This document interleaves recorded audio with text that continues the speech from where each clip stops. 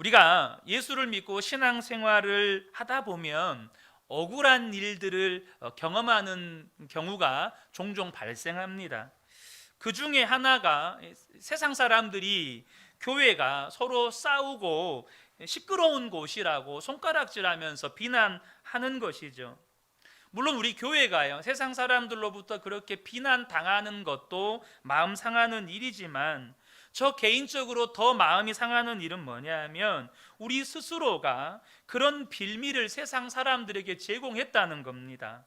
그리고 성도들 또한 교회 안에서 이렇게 서로 다투는 일에 익숙해져 가고 있다는 사실이에요. 여러분, 또 심지어 그런 경우도 있죠. 우리 성도님들 안에 교회가 잘 되도록 하기 위해서, 또 교회가 뭔가 일을 잘 되게 하려면 다투는 일도 괜찮다, 서로 싸우는 일도 괜찮다라고 하시는 분들도 있어요. 그러나 여러분, 저와 여러분이 반드시 기억하셔야 할 일이 뭐냐면, 교회가요, 다투고 싸우는 일, 그래서 옳고 그름을 가르는 일에 익숙해지시면 안 된다는 겁니다. 독일 속담에요, 하나님이 교회를 세우면 악마가 옆에다 예배당을 세운다라는 속담이 있습니다. 이게 무슨 말이냐면 하나님의 교회, 마귀의 교회가 따로 있는 게 아니라는 거예요. 한 교회가 하나님의 교회였다가 어느 순간 마귀의 교회도 될 수 있다는 겁니다. 그러므로 저와 여러분이 마귀에게 속으시면 안 되는 것이, 교회나 가정 안에서 일어나는 일들이 이것이 하나님으로부터 온 것인지 아니면 마귀의 역사인지 잘 분별하실 수 있으셔야 된다는 거예요. 여러분, 저와 여러분이 정말로 예수님을 믿는 성도라면 교회 안에서 다투고 분열하는 일을 보았을 때 그것이 마귀의 역사라는 사실을 분명하게 아셔야 돼요. 그것으로 인하여서 옳고 그름, 누가 잘했다 잘못했다 가려질 수 있겠죠.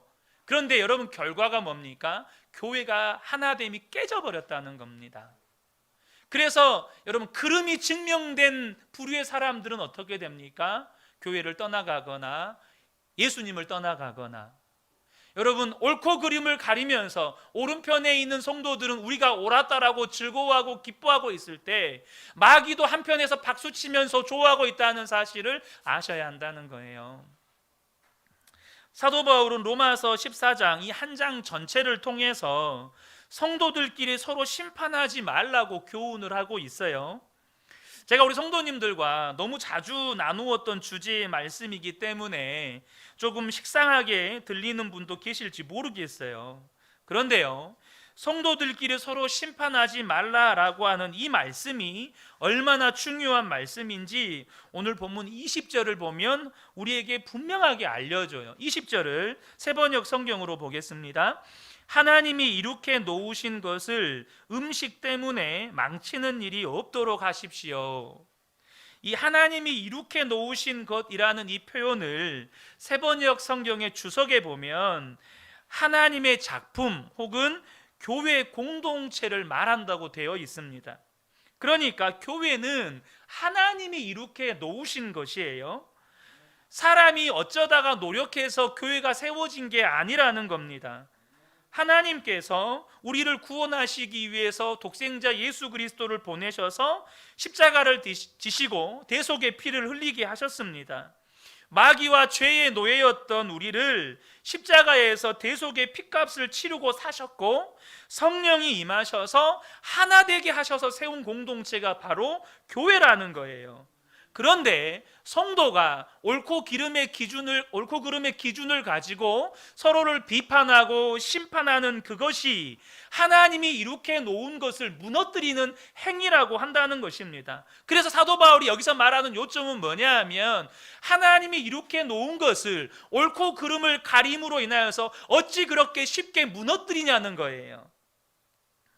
하나님께서 어떻게 구원하신 사람들인데, 하나님께서 어떻게 세우신 교회인데, 여러분 그거 아십니까? 저와 여러분이 교회로 모인다는 건 엄청난 은혜라는 사실 아십니까? 저와 여러분이 교회로 모이게 하시려고 예수님은 십자가에서 죽으셔야만 했어요. 저와 여러분이 교회되게 하시려고 성령 하나님이 저와 여러분에게 임하셔야만 했어요. 여러분, 구약의 2000년 역사 동안에 온전하게 교회됨의 역사가 이루어지지 못했어요. 왜요? 예수님의 대속의 피가 없었기 때문에, 성령님의 임재가 없었기 때문에. 그런데 오늘날 저와 여러분이 교회가 됨을 경험하는 이 은혜는 예수님의 대속의 피값과 성령님의 임재 때문에 여러분 지금 저와 여러분이 교회가 된 거예요.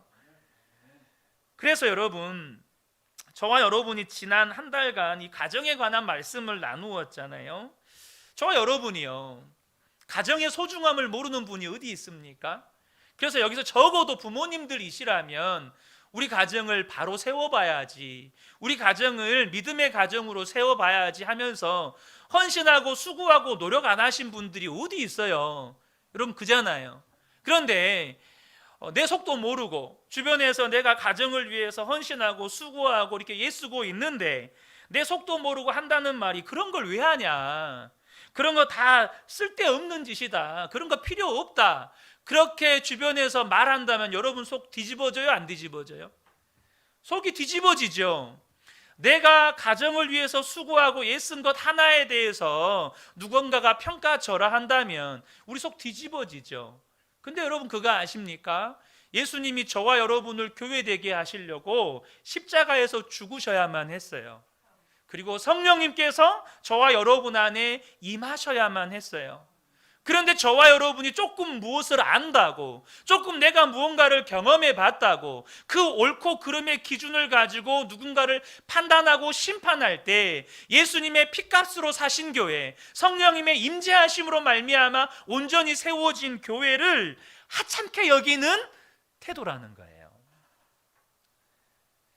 그래서 여러분, 하나님께서 성경에 보면 가장 분노하실 때가 언제였습니까? 주님의 몸된 교회를 무너뜨릴 때, 주님의 몸된 교회를 무너뜨리는 악한 죄에 대해서 하나님은요 강하게 징계하셨어요. 왜 아간 한 사람의 범죄를 그렇게 강력하게 하나님은 책망하셨을까요? 왜 아나니아와 삽비라의 범죄를 하나님은 죽음으로 징계하셨을까요? 왜 하나님은 아말렉 족속, 이스라엘 백성들이 출애굽한 다음에 이제 막 광야에 들어섰을 때 아말렉 족속이 침범에 들어오거든요. 그 아말렉 족속을 향하여서 하나님이 왜 내가 대대로 저들과 원수가 되겠다고 맹세하셨겠냐는 거예요. 하나님은요 주님의 몸된 교회를 무너뜨리는 것을 가장 경멸하십니다. 이걸 아셔야 돼요. 미국의 한 한인 교회에서 싸움이 났는데요, 사건의 발단은 파송 선교사가, 그 교회에서 파송한 선교사가 보신탕을 먹었다는 이유 때문입니다. 그래서 이 선교사를 계속 후원할 것인가 말 것인가를 놓고 싸우다가 교회가 결국에는 갈라졌다는 거예요.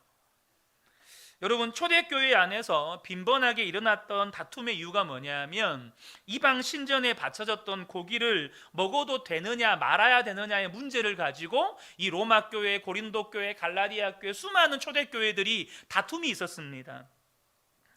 여러분, 우리가 교회 안에서, 다른 교회들 안에서 일어나는 다툼들에 대해서 함부로 이야기하는 부분이 조심스러운 면이 있지만, 다만 우리가 객관적으로 보았을 때 시간이 지나고 나면 정말로 싸울 일이 아니었는데 싸울 때가 있었다는 것을 깨달을 때가 참 많습니다.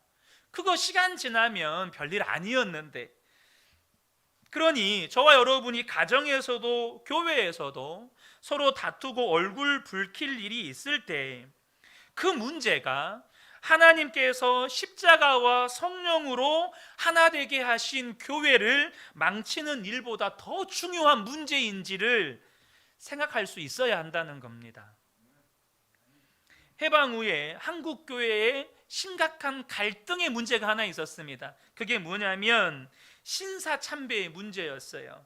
이미 일제시대 때 신사참배로 인해서 교회가 완전히 분열되었어요. 근데 일본이 다 떠나가고 신사참배했던 무리들, 그리고 끝까지 신앙을 지켰던 무리들이 여러분 서로가 이제 교회의 주도권을 가지고 싸움이 났습니다. 분명 신사참배는 한국 교회가 철저하게 회개해야 할 부끄러운 죄입니다. 그래서 당시에 한국 교회 안에서 신사참배했던 무리와 그렇지 않았던 이 성도들 간에 누가 교회의 주도권을 잡느냐는 그 교회 내부에서 굉장히 심각한 문제였습니다. 그런데요, 세월이 지나고 난 뒤에 그렇게 싸웠던 일이 이제는 부끄러운 일이 돼버렸다는 거예요. 2005년 4월 8일에 한국 복음주의 협회 원래 조찬기도회에서 충현교회를 담임하셨던 김창인 원로 목사님의 공개 회개가 있었습니다. 1945년 해방 후 개신교는 일제시대 때 신사참배 문제를 놓고 장로교와 고려파로 분열했는데 이를 막지 못한 책임이 나에게 있습니다. 광복 직후 평양, 부산 등에서 몇몇 옥중 성도들이 모여 재건교회를 하면서 함부로 입을 열어 다른 사람들을 저주했습니다. 우리가 교만해지면서 판단력이 어두워졌고 사랑이 없어져 우리와 뜻이 다른 사람과는 밥도 먹을 수 없다고 생각했습니다. 그들을 마귀당이라고 공격했습니다. 백발이 성성한 원로 목사님이 목맨 소리로 하늘나라는 회개한 자만이 간다고 했습니다. 저를 용서해 주시기 바랍니다 라고 고백을 하면서 마쳤습니다. 여러분, 무엇을 말하는 것입니까? 여러분, 분명 신사참배, 우상숭배요, 한국교회를 무너뜨리는 여러분 악한 죄입니다. 그것은 부끄러운 죄요, 회개해야 할 죄예요. 그럼에도 불구하고 그 죄인을 심판하는 것은 우리의 몫이 아니라는 거예요. 우리가 그들을 마귀당이다, 그들이 잘못했다, 교회에서 다 축출해내야 된다, 이것은 우리가 할 일이 아니라는 거예요. 어떤 때는 너무나도 강한 확신으로 한 일조차도 시간이 지나고 나 보면 그럴 문제가 아니었다는 것을 깨달을 때가 정말 많다는 거예요. 우리가 할 일은 심판이 아닙니다. 제가 자주 드리는 말씀이지만 심판은 오로지 심판자이신 하나님의 영역입니다. 남을 비판하고 판단하는 영역은 오로지 심판의 권한을 가지고 계시는 하나님의 영역이에요. 그럼 하나님께서 우리에게 맡기신 일은 뭐죠? 우리가 하는 일은 사랑하고 용서하는 일입니다. 우리가 할 일은 사랑하는 일, 용서하는 일밖에 없다는 거예요. 로마서 14장 13절을 보면 그러므로 이제부터는 서로 남을 심판하지 마십시다. 형제 자매 앞에 장애물이나 걸림돌을 놓지 않겠다고 결심하십시오. 사도 바울의 강력한 권면입니다. 여러분들이 신앙생활을 해갈 때 정말로 하나님이 기뻐하시는 신앙생활을 하시려면 반드시 결단이 있어야 돼요. 무슨 결단이요? 나는 절대 다른 성도들을 판단하지 않겠다. 나는 절대 다른 성도들을 판단하고 정죄하지 않겠다라는 결단이 있으셔야 돼요. 사도 바울이 21절에서 이렇게 권면합니다. 고기를 먹는다든가 술을 마신다든가 그 밖에 무엇이든지 형제나 자매를 걸려 넘어지게 하는 일은 하지 않는 것이 좋습니다. 여러분, 우리는 지금 고기 문제로 다투지 않죠. 심지어 우리가 교회 안에서 제사상에 있는 음식들 먹어도 되느냐 안 되느냐 가지고 다투지 않습니다. 그걸로 교회가 분열되고 이런 일들은 없어요. 하지만 여전히 한국 교회 안에 이 술 문제는 상당히 예민한 주제입니다. 우리는 당장 예수를 믿는다고 하면서 술 마시는 사람들을 보면 마음이 불편해져요. 저만 그렇습니까? 우리 마음이 불편해져요. 어떻게 예수 믿는 사람이 술을 마시냐? 저 사람 진짜 예수 믿고 구원받은 사람 맞냐? 이런 생각이 든단 말이죠. 그런데요, 하나님께서 사람이 되시고 예수님께서 십자가에 달려 죽으심으로 구원하신 그 영혼을 술 마신 것 때문에 정죄하고 그로 인해서 그의 구원을 부인할 만큼 그가 술 마시는 문제가 그렇게 심각한 문제인지는 생각해 봐야 합니다. 반대로 이 술을 마시는 사람들은 나름대로의 또 논리가 있어요. 음주는 구원과 상관이 없다. 이 술 마시는 건 일종의 문화다. 그래서 죄책감 없이 거리낌 없이 술을 마실 뿐만 아니라 오히려 예수 믿는 것 때문에 술 안 마시는 사람들을 믿음 약한 사람이라고 생각을 해요. 야, 술 마시면 구원 못 받냐? 뭐 이렇게 비난을 하는 거죠.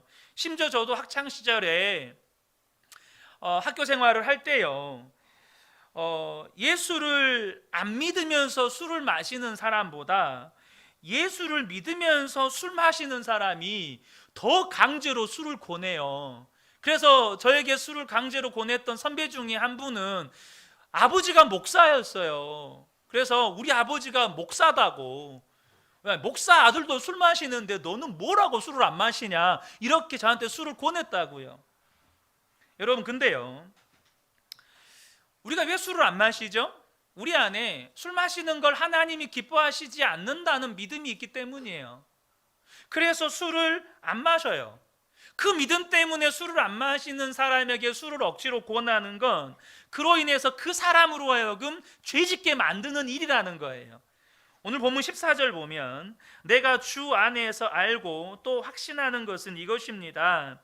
무엇이든지 그 자체로 부정한 것은 없고, 그러니까 사도 바울이 뭐라고 이야기합니까? 제사 음식도 믿음으로 취하면 버릴 것이 없다라고 말씀하죠. 그럼에도 불구하고 다만 부정하다고 여기는 그 사람에게는 부정한 것입니다. 그것을 부정하다고 여기는 사람이 그것을 먹으면 그 사람은 죄 짓는 일이 된다는 거예요. 그래서 여러분, 술 마시는 것을 부정하다고 여기는 사람에게 술 마시는 것을 강요하는 일은 그 사람으로 하여금 죄짓게 만드는 일이라는 겁니다. 23절에 의심을 하면서 먹는 사람은 이미 단죄를 받은 것입니다. 그것은 믿음의 근거에서 한 것이 아니기 때문입니다. 믿음에 근거하지 않는 것은 다 죄입니다. 그래서 여러분, 마음속으로 제사 음식이나 술 마시는 것에 대해서 거리끼는 사람에게 억지로 먹이면 안 되는 거예요. 그것을 술 안 마시고 제사 음식 안 먹는 게 하나님이 기뻐하시는 것이다라고 믿는 사람들에게는 그것을 존중해 주어야 한다는 거죠. 그런데 여러분, 혹시 여기에 계신 분들 가운데도 음주에 대해서 자유하신 분 계십니까? 뭐 술 마시는 게 뭐 어때? 나는 그래도 예수 믿고 천국 간다는 확신이 있는데. 근데 여러분, 한번 생각해 보세요. 우리가 어떻게 구원받았는지 생각해 보셔야 합니다. 술 마시는 것이 죄가 아니라고 믿더라도 하나님께서 독생자를 십자가에 달려 죽게 하심으로 구원해 주신 삶이요, 그렇게 구원받은 사람은 이제는 먼저 그의 나라와 그의 의를 구하면서 살라고 말씀하셨어요. 그런데 우리 일상에서의 음주의 문제는 먼저 그의 나라와 그의 의를 구하는데 단 일도 도움이 안 돼요. 도움 됩니까? 내가 음주를 즐기는 게 먼저 그의 나라와 그의 의를 구하는 일에 도움이 되냐고요.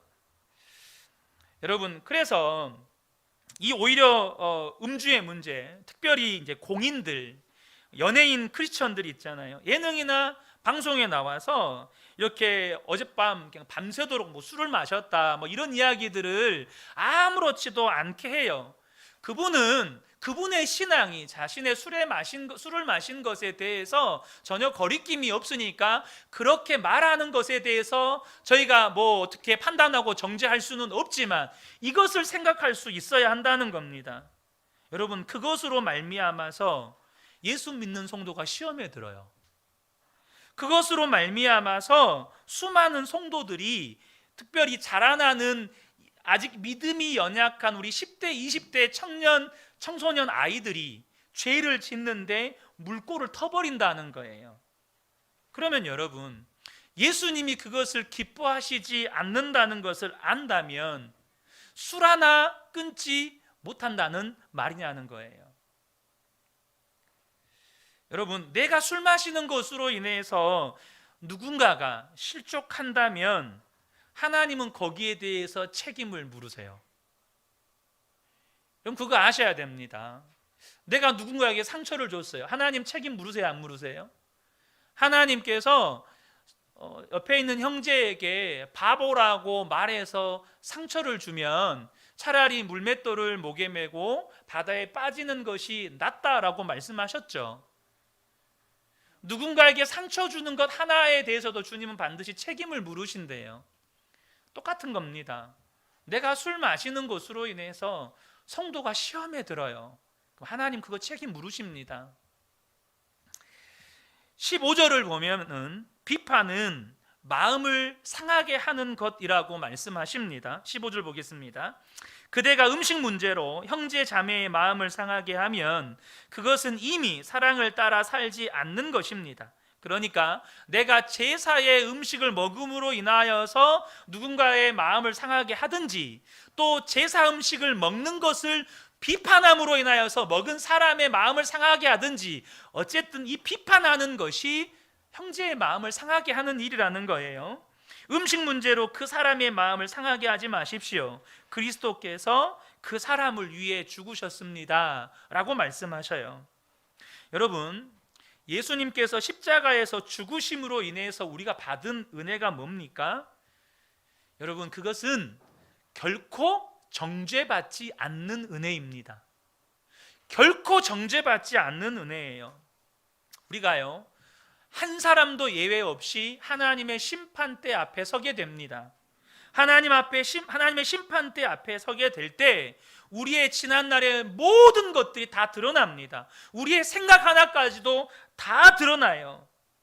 심지어 내가 감추어 놓고 본인조차도 알지 못했던 죄까지도 다 드러납니다. 그래서 심판대 앞에 서는 모든 인생들은 두려워 떨게 돼요. 그런데 여러분, 우리는 그러한 두려움에서 구원받은 사람들입니다. 왜 그렇습니까? 그 모든 죄를 졌던 옛사람은, 그 죄와 육체의 종로를 됐던 옛사람은 예수님과 함께 이미 십자가에서 죽었기 때문이에요. 죄인이었던 나는 죽었어요. 여러분, 죄인이었던 내가 죽었다는 증거가 뭡니까? 내 안에 성령님이 계시다는 거예요. 그래서 여러분, 성령님이 계신 사람, 그 사람은 하나님의 심판대 앞에 서게 될 때 결코 정죄받지 않는다는 거예요. 여러분, 이것이요, 우리 평생에 여러분 하나님을 찬양할 이유가 됩니다. 우리 평생에 감사할 이유가 돼요. 여러분, 저와 여러분이 일상생활하면서 경험하죠. 여러분, 가끔씩 저도 지금도 그런 때 있는데, 과거를 회상하면서 너무너무 부끄러워서 입을 차는 일이 한 번씩 있어요. 그때 내가 왜 그랬을까? 사람들 앞에서 이렇게 부끄러운 것이 드러나서 너무너무 부끄러워서 가끔씩 이불을 찰 때 여러분 없으신가요? 그때 안 그랬어야 됐는데. 여러분, 우리는요, 사람 앞에서 내 부끄러움 하나만 드러나는 것도 너무너무 부끄럽고 수치스러워서 견디지를 못합니다. 그거 하나만 드러나는 것도 너무너무 부끄러워해요. 근데 여러분, 하나님 앞에 섰을 때 우리의 지난날, 우리가 잊어버렸고 감추었다고 생각했던 모든 것들이 드러날 때 여러분 어떨 것 같습니까? 그것도 천국 백성들 다 보는 앞에서, 하늘의 천군 천사들 다 보는 앞에서 하나도 남김없이 다 드러날 건데 여러분 그때 어떻게 하실 겁니까? 그런데요, 예수 안에 있는 자는 여러분 결코 정죄함이 없다는 거예요. 이것이 우리의 평생의 찬양의 이유가 되는 겁니다. 그런데 여러분, 우리가 기억해야 될 것은 나만 하나님께서 심판해서 구원해 주신 게 아니라는 거예요. 내가 판단하는 그 사람도 하나님께서 구원해 주셨다는 겁니다.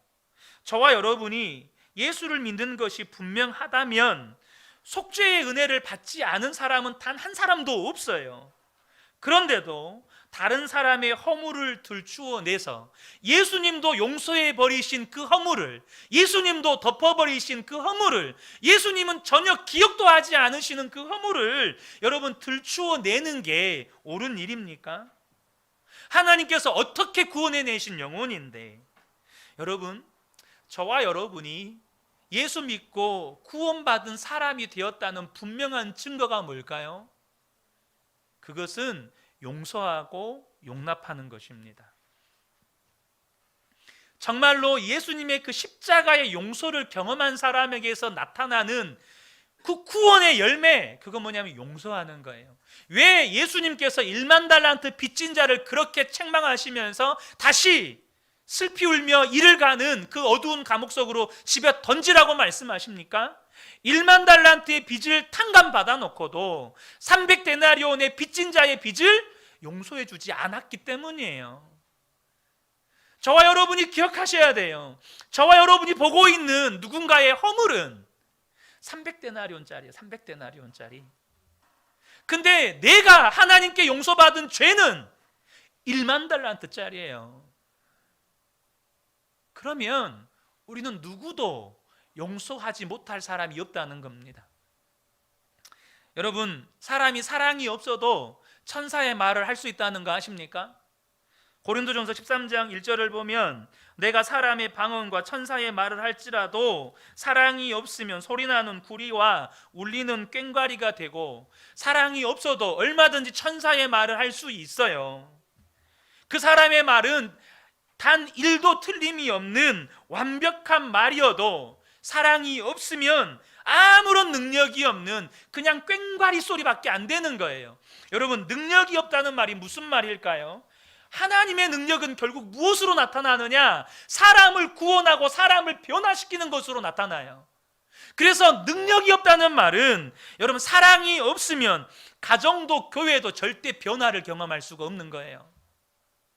내가 아무리, 여러분 경험해 봤잖아요. 집에서 남편 아무리 바꾸려고 해도 바뀌어요, 안 바뀌어요? 다들 우리 남편 너무 잘 바뀌어서요 막 이러시는지 모르겠는데, 아무리 남편 바꾸려고 해도 바뀝니까, 안 바뀝니까? 안 바뀌어요. 아내 아무리 바꾸려고 해도 바뀌어요, 안 바뀌어요? 저와 여러분이 바꾸려고 얼마나 많은 잔소리를 해봤어요. 안 돼요. 왜 안 될까요? 우리의 말에 사랑이 없기 때문이에요. 그럼에도 불구하고 우리가 신앙생활하고 가정생활하다 보면 고쳐줘야 할 사람이 보이잖아요. 아니에요? 저거 저렇게 하면 안 되는데, 이런 사람이 보이잖아요. 또 교회 공동체 안에도 바르게 세워줘야 할 일이 보이잖아요. 저렇게 하면 안 되는데 이게 보이잖아요. 그럼 어떻게 해야 되죠? 저렇게 행동하면 안 되는 행동을 계속해서 하고 있어요. 교회가 저렇게 가면 안 되는데 하는 것이 교회 안에 막 있어요. 어떻게 해야 됩니까? 16절을 보겠습니다.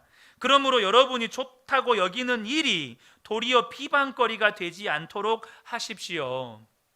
먼저 기억해야 될 것은요, 내가 누구를 고쳐주려고 하고 공동체를 바로 세우려고 하는 그 일이 비방거리가 될 수 있다는 거예요. 그럼 여러분, 분명히 좋은 의도로 말했고 좋은 의도로 이렇게 말을 한단 말이죠. 근데 오히려 그게 비방거리가 된대요. 언제 그럴까요? 좋은 의도로 말해놓고 죽어라고 싸울 때. 분명히 좋은 의도로 말했는데 말을 안 들어요. 그러니까 어떻게 되죠? 점점 언성이 높아지죠. 그래도 말을 안 들어요. 그러면 이제는 막말이 막 나오는 거예요. 그러면 여러분, 비방거리가 되지 않으려면 어떻게 해야 되죠? 자신을 먼저 점검해야 한다는 겁니다. 무엇을 점검해야 될까요? 17절의 말씀을 보겠습니다. 하나님의 나라는 먹는 일과 마시는 일이 아니라, 이 말은 이 먹는 일 마시는 일 뭐죠? 지금 이단에게 바쳐진 고기를 먹냐 마냐, 또 술을 먹냐 마냐, 지금 이 문제예요. 그러니까 먹는 것이 옳다 그르다 가리는 일이 하나님 나라가 아니라는 거예요. 하나님 나라는 뭐라고요? 성령 안에서 누리는 의와 평화와 기쁨입니다 라고 말씀해요. 그러니까 내 안에 성령 안에서 누리는 의와 평화와 기쁨이 있는지부터 점검하셔야 한다는 겁니다. 저 사람을 바로 잡아야 될 것 같아요. 지금 우리 교회가 그릇된 방향으로 나아가서 이것을 바로 잡아야 될 것 같아요. 그런 마음이 들 때 뭐부터 해야 된다고요? 내 마음 안에 성령 안에서 누리는 의와 평화와 기쁨이 있는지부터 점검하셔야 한다는 겁니다.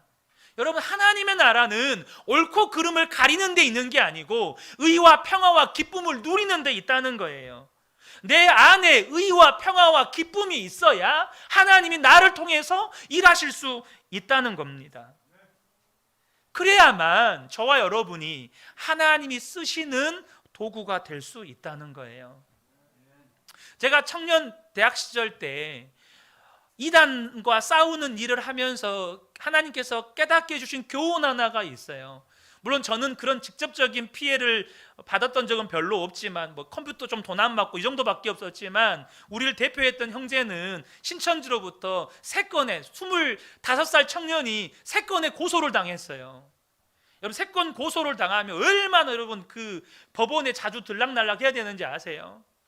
그러니까 그런 일을 겪다 보니까 이 형제가 처음에는 정말로 캠퍼스 선교단체를 이단으로부터 지키고 보호해야겠다는 마음으로, 또 광주에 있는 교회 청년들을 이단으로부터 보호해야겠다는 그 열심과 하나님의 마음으로 시작을 했는데, 그것이 반복되다 보니까 마음에 악이 생기고 도끼가 생기는 거예요. 그러니까 이제 나중에 악으로 깡으로밖에 안 남는 거예요. 그 전체 모임을 인도해 주셨던 전도사님이 신천지가 너무 이렇게 막 소위 말해서 하나님, 예수 사도 바울도 비둘기처럼 순결하고 뱀처럼 지혜로우라고 말씀하셨잖아요. 그래서 우리가 신천지처럼 좀 지혜로울 필요가 있다, 이 말을 했는데, 이 형제는 신천지는 다 마귀 새끼고 다 죽여야 될 놈들이에요. 절대 칭찬하면 안 되는 거예요. 그 말 한마디에 폭발을 해가 전도사님하고 막 싸운 거예요. 어떻게 신천지를 칭찬할 수 있냐? 그게 신천지를 칭찬한 게 아니잖아요. 여러분, 저와 여러분이 옳고 그름을 가리다가 내 마음이 악에 물들어 버린다니까요. 저와 여러분이 기억하셔야 돼요. 18절 말씀, 그리스도를 이렇게 섬기는 사람은 하나님을 기쁘게 해드리고 사람에게도 인정을 받습니다. 무슨 말입니까? 내가 성령 안에서 누리는 의와 평화와 기쁨이 있을 때에, 그렇게 사람을 섬기고 하나님을 섬길 때 하나님께도 사람에게도 인정받는다는 거예요. 사랑하는 성도 여러분, 저와 여러분이요, 교회를 섬길 때 정말 하나님께 인정받는 분 되시기를 예수님의 이름으로 축복합니다. 그건 뭐냐 하면, 내 마음을 성령 안에서 의와 기쁨과 평화를 지켜가는 거예요. 사무엘상 24장을 보면요, 사울 왕이 다윗이 엔게디 광야에 숨어 있다는 말을 듣고 군사 3,000명을 거느리고 이렇게 온 광야를 수색하다가 갑자기 변이 마려워서 동굴 속으로 들어가서 변을 봅니다. 근데 마침 그 동굴이 다윗이 있었던 동굴이었어요. 다윗에게 사울 왕을 죽일 수 있는 절호의 기회가 주어졌습니다. 그런데 다윗이 어떻게 합니까? 사울 왕의 옷자락만 베고 나서 사울 왕에게 그것을 보여주면서 이런 말을 합니다. 사무엘상 24장 10절에 오늘 여호와께서 굴에서 왕을 내 손에 넘기신 것을 왕이 아셨을 것이니이다. 어떤 사람이 나를 권하여 왕을 죽이라 하였으나 내가 왕을 아껴 말하기를 나는 내 손을 들어 내 주를 해하지 아니하리니 그는 여호와의 기름 부음을 받은 자이기 때문이라 하였나이다. 여러분, 사울 왕을 죽인 것을 거기에 있는 모든 신하들도 옳다, 심지어 이것은 하나님이 주신 기회다라고 말했습니다. 그러니까 그 행동은 옳아요. 누구도 잘못됐다고 말할 사람이 한 사람도 없었습니다. 그런데 다윗은요, 그렇게 하지를 않았습니다. 옳고 그름을 가리지 않았어요. 그리고 왕에게 그 이야기를 합니다. 여러분 기억하십시오. 이 다윗의 행동이 하나님을 기쁘시게 했어요. 여러분, 사람이 하나님을 기쁘시게 하면 원수와도 화목하게 하십니다. 잠언 16장 7절에 사람의 행위가 여호와를 기쁘시게 하면 그 사람의 원수라도 그와 더불어 화목하게 하시느니라. 사무엘상 24장 16절에서 21절에 그런 다윗을 보고 사울이 이렇게 말합니다. 사울이 이르되 내 아들 다윗아, 이것이 네 목소리냐 하고 소리를 높여 울며 나는 너를 학대하되 너는 나를 선대하니 너는 나보다 의롭도다. 네가 나 선대한 것을 오늘 나타냈나니 여호와께서 나를 네 손에 넘기셨으나 네가 나를 죽이지 아니하였도다. 사람이 그의 원수를 만나면 그를 평안히 가게 하겠느냐? 네가 오늘 내게 행한 일로 말미암아 여호와께서 내게 선으로 갚으시기를 원하노라. 보라, 나는 네가 반드시 왕이 될 것을 알고 이스라엘 나라가 네 손에서 견고히 설 곳을 아노니 그런즉 너는 내 후손을 끊지 아니하며 내 아버지의 집에서 내 이름을 멸하지 아니할 것을 이제 여호와의 이름으로 내게 맹세하라 하니라. 여러분, 다윗의 위대함이 어디 있는지 아세요? 그것은 원수에게까지 인정받은 사람이라는 거예요. 원수에게마저도 다윗은 인정을 받습니다. 무엇 때문에요? 다윗은 정죄하지 않았습니다. 판단하지 않았습니다. 옳고 그름도 가리지 않았습니다. 단지 하나님께서 내게 베푸신 은혜를 쫓아서 주의 말씀을 따라 사랑하고 용서하는 일을 선택했습니다. 저와 여러분이 정죄하거나 판단하거나 심판하지 않고 눈물과 사랑으로 섬길 때 서로가 변화되는 겁니다.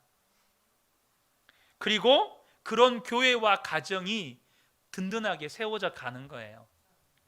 여러분, 저는 우리 그 은혜 교회가 정말 하나님이 기뻐하시고 또 건강하고 아름다운 공동체로 세워지기를 원합니다.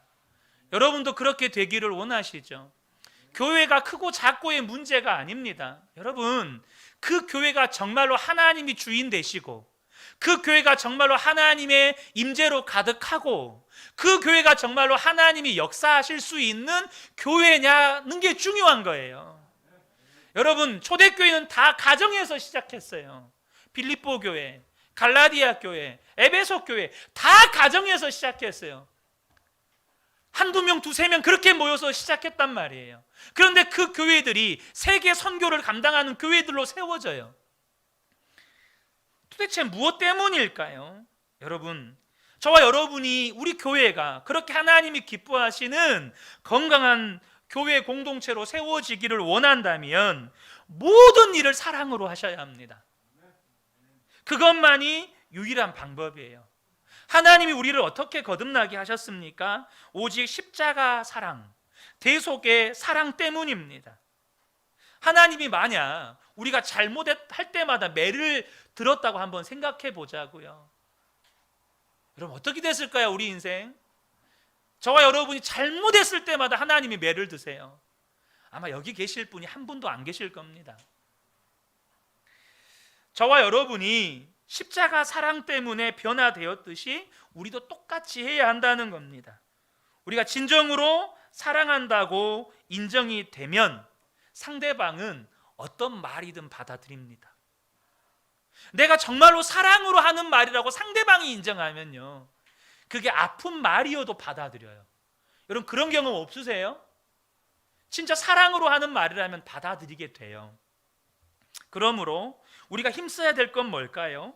19절의 말씀입니다. 그러므로 우리는 서로 화평을 도모하는 일과 서로 덕을 세우는 일에 힘씁시다. 어떤 사람의 허물이 보이고 지적해야 할 일이 보이잖아요. 그러면 먼저 하나님께서 우리의 눈을 열어서 그 사람 안에 하나님이 행하신 일을 보게 해달라고 기도하셔야 합니다. 하나님께서 내게 주신 은혜와 똑같은 은혜를 그 사람에게도 주셨어요. 나를 위해 대신 죽으신 것처럼 그 사람을 위해 대신 죽으셨고 그 사람을 하나님의 자녀로 받으셨어요. 아직까지 그 사람이 연약할지라도 하나님께서 그 사람에게 베푸신 은혜는 그 사람의 연약함과는 비교할 수 없는 거예요. 여러분, 그러므로 저와 여러분이 그 사람에게 함부로 말하는 거, 그것이 심령을 상하게 할 수 있는 일이라는 것을 여러분 정말 아셔야 돼요. 그 사람의 연약함을 보기보다 그 사람 안에서 역사하시는 하나님의 은혜를 크게 보고 감탄할 수 있어야 한다는 겁니다. 교회를 볼 때도 마찬가지예요. 교회 안에요, 내가 볼 때 못마땅한 일이 있어요. 잘못된 방향으로 가고 있는 것처럼 보여져요. 여러분, 그것을 말하기 전에 교회 안에 하나님이 행하시는 일을 보는 눈이 뜨셔야 돼요. 여기까지 어떻게 왔습니까? 여러분, 그거 하셔야 돼요. 하나님이 은혜 베푸셨기 때문에 여기까지 온 거예요. 하나님이 은혜 베푸시니까. 제가 이번 주에 또 저희 딸 데리고 서울대병원 갔다 왔잖아요. 심리 검사를 하는데 질문지가 대여섯 장 있어가지고 막 작성을 해요. 저도 작성하고 이제 딸도 검사를 받고 작성을 하는데 그 작성에 아이가 아픈 것들에 대해서 이렇게 쭉 기록하게 돼 있거든요. 지난날에 아팠던 일들, 그렇게 아픈 일들을 기억하면서 뭐가 떠오르냐? 하나님께서 우리의 가정 가운데 베푸셨던 은혜들이 떠올라요. 그러니까 제 안에서 고백되는 게 뭐냐 하면, 하나님의 은혜가 아니었다면 여기까지 오지도 못했을 텐데, 하나님의 은혜가 아니었다면 여기까지 오지도 못했을 텐데, 또 지금의 어려움 때문에 내 마음을 빼앗기고 있었네. 여러분 기억하셔야 합니다. 여기까지 온 게 하나님의 은혜예요. 그러면 그걸 먼저 보셔야 한다는 겁니다. 여러분, 그리고 하나님께서 이렇게 하나님의 은혜로 우리를 붙잡으셨구나, 이것이 하나님께서 우리에게 베푸신 은혜구나, 이것이 보이고, 그래서 하나님의 사랑이 내 안에 있고, 그때 여러분 이제 말하시면 돼요. 하나님이 하신 일이 보이고 내 안에 주님의 사랑이 가득하고, 그래도 하나님께서 바로 잡으라고 하는 일이 보이면 그때 주님의 마음으로 말해 주시면 되는 거예요. 이것이 가정에도 똑같이 적용이 되는 겁니다. 저는 아직 젊은 목사지만 정말로 하나님이 기뻐하시는 교회를 세우고 싶은 마음이 간절합니다. 그런데요, 좋은 교회를 세우려는 마음이 앞서면 앞설수록 제 마음 안에 사람들에 대한 판단이 커져가는 거예요. 저 사람은 왜 저러지? 저 교회는 왜 저럴까? 저 목사님, 장로님은 또 왜 저럴까? 저는 탁월한 설교자가 되고 싶었습니다. 성도들에게 은혜를 끼치는 설교자가 되고 싶었어요. 그런 마음이 크면 클수록 성도님들을 또 판단하는 거예요. 그렇게 설교를 듣고 그렇게 은혜 받아놓고 해놓고 왜 아직도 변화가 되지 않을까? 제 마음속에 자꾸 정죄와 판단이 커져가는 거예요. 그런데 제가 십자가 복음을 아는 눈이 뜨이고 제가 어떤 죄인인 것과 어떤 은혜를 받았는지를 깨닫고 나서 그렇게 판단하고 정죄하는 것이 예수님을 믿는 것이 아님을 알게 되었습니다. 저는 여전히요, 상황과 환경과 사람을 바라보고 있었던 사람이었던 거예요. 제가 바라볼 것은 상황이나 환경이나 사람이 아니라 오직 예수님이었어요. 여러분, 제가 자주 드리는 고백이지만 끊임없이 이제 주님을 바라보려고 몸부림치고, 또 그 복음의 눈이 뜨이고 나서부터 제게 주신 은혜 가운데 하나가 뭐냐 하면, 그때부터 비로소 사람에 대한 판단, 정죄, 이것이 사라져 가더라는 겁니다. 그 사람을 있는 모습 그대로 이제는 수용하는 게 되어지더라는 거예요. 여러분, 주님은요, 모든 성도를 품으시고 모든 교회를 품으십니다. 오직 우리 안에 오신 그 주님이 성도를 성도되게 하시고 교회를 교회되게 만드세요. 그래서 여러분, 저와 여러분이 아셔야 합니다. 교회를 교회되게, 성도를 성도되게. 언제 주님이 그 일을 하실 수 있을까요? 저와 여러분 모두가 주님을 바라볼 때 주님이 그렇게 하십니다. 사랑하는 성도 여러분, 교회가 문제가 있다고 말하고 싶을 때, 성도나 가족이 문제가 있다고 말하고 싶을 때, 우리를 여기까지 이끄셨고 교회를 교회되게 하셨고 성도를 성도되게 하신 하나님의 은혜를 먼저 보는 은혜가 있기를 축복합니다. 그러면 주님이 하십니다. 이전에 경험해보지 못했던 새로운 은혜의 지경이 펼쳐지는 겁니다. 이 은혜가 우리 모든 성도님들에게 충만하게 임하시기를 예수님의 이름으로 축복합니다. 아멘.